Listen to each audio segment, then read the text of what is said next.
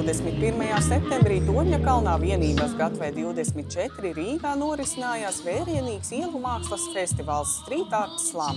Tā laikā uz 85 kvadrātmetru plašas mūra sētas pie kādreizējās Rīgas eļļas spiestuves 8 stundu laikā tapa 8 žūrijas izvēlēti lielformāta mākslas darbi par tēmu māju sajūta. Bija uzdevums tā mājas sajūta, un man baigi tā nebija jāmeklē. Tas ir mans rasnais kaķis Pēters, garajā vārdā Pēters. Un, jā, ka viņš ieritinās kaut kur uz tevis, tad uzreiz ir tāda forša sajūta. Vai šis ir pirmais ielu mākslas festivāls, kurā piedalīts? Es no Liepājas atbraucu. Un jā, sēžot autobusā, stress bija nevis tevi, bet tur kaut ko. Es apkopoju visas tās lietas, kas man asociējas ar mājām, ko es mājās daru. Jā, un tad es arī centos to visu kaut kā simboliski iekļaut vienā kopējā ainavā. Tā ir drošība, siltums, kaut kādas lietas, ko es mājās daru, kaut kādi hobiji, mani māju dzīvnieki, mani augi, kurus es aizmirstu apliet citreiz, bet jā, un tad iedomājos par vienu lietu, ko mēs ciemos nedaram, mēs parasti neejam vannā. Man šķiet, es nezinu, varbūt citiem patīk iet ciemos vannā, bet mājās mēs parasti sēžam vannā. Tā, šobrīd uz sienas top mājas sajūta, tā ir tā aina, ka tu atnāc mājās pēc garas darba dienas un tevi sagaida mājās 2 kaķīši, kuri ir sastrādājuši blēņas un sagatavojuši tev īsto patīkamo mājas sajūtu. Mākslas centra Total Dobža organizētais ielu mākslas festivāls sadarbībā ar jauno projektu attīstītāju Bonava un krāsu ražotāju Vivacolor norisinās jau 2. reizi. 2021. gadā mākslinieki tika aicināti līdz nepazīšanai pārvērst mūra sētu pie kādreizējās Vidzemes maiznīcas un topošā daudzdzīvokļu māju projekta Robežu ielā. Arī šoreiz līdz ar sētas sakopšanu vienības gatavē sākas blakus esošās teritorijas un jauno māju projekta Hartmaņa kvartāls attīstība. Tas ir veids, kā mēs varam sākt varbūt domāt vairāk par konkrētā projekta attīstību, par to, kā mēs varam iedzīvināt, kā mēs varam atvest cilvēkus šo projektu, varbūt apskatīties, jau padomāt par to, vai viņiem būs šeit forši nākotnē dzīvot.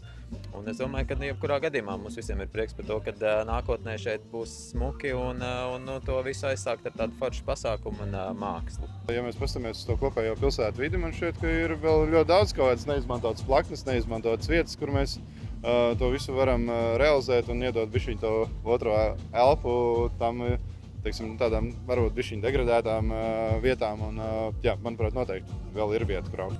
Rosība pie mūra sētas visas dienas garumā pievilināja nevienu zinkārīgu acu pāri. Baudīt un vērot, kā skices top par lielformāta mākslas darbiem ieradās kā apkaimes iedzīvotāji, tā pilsētas viesi un mediji. Es esmu cilvēks no laukiem, kurš Torņakalnā dzīvo jau tūlīt 25 gadus.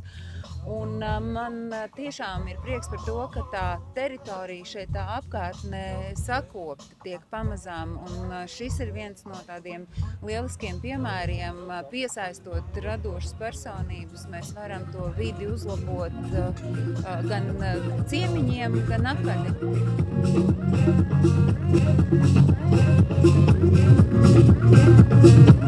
Pasākuma noslēgumā tika apbalvoti mākslas sacensību uzvarētāji. Bonava speciālu balvu 600 eiro apmērā saņēma mākslinieci no Valmieras Ieva Gartnere jeb Finka.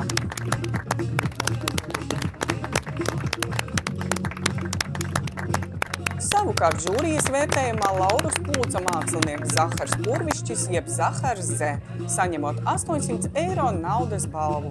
Kāda sajūta? Super, nācu un saņēmu. Ļoti laba sajūta. Vai bija arī pašam par sevi tāda pārliecība? Nu jā, protams, jā, vienmēr ir par sevi jābūt pārliecinātam. Jākrāso arī droši vien dzīvojamās mājas un to fasādes, ne tikai sētas vai žogi, bet kaut kas lielāks un nopietnāks arī. Cilvēks redz, kādā laikmetā viņš dzīvo, ar kādi ir cilvēki viņam apkārt, ko viņi dara, ko viņi zīmē, vizuālā valoda, mūsdienu un tā tālāk. Tas ar jebkuru mākslas vai dizaina darbu.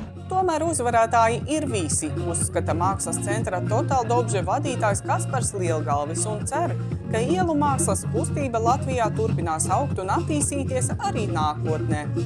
Es domāju, ka viņiem tas ir arī kaut kādas jaunas durvis uz kaut ko. Viņi ir sevi atklājuši kaut ko jaunu, un noteikti viņiem tas pirmkārt deva pašapziņai kaut ko, un es domāju, ka atvēra arī kaut kādas jaunas durvis jaunām idejām, saviem darbiem. Tomēr ar pasākumu viss nebeidzas. Ik viens aicināts balsot par savu favorītu attīstītāju Bonava lapā sociālo mediju platformā Facebook.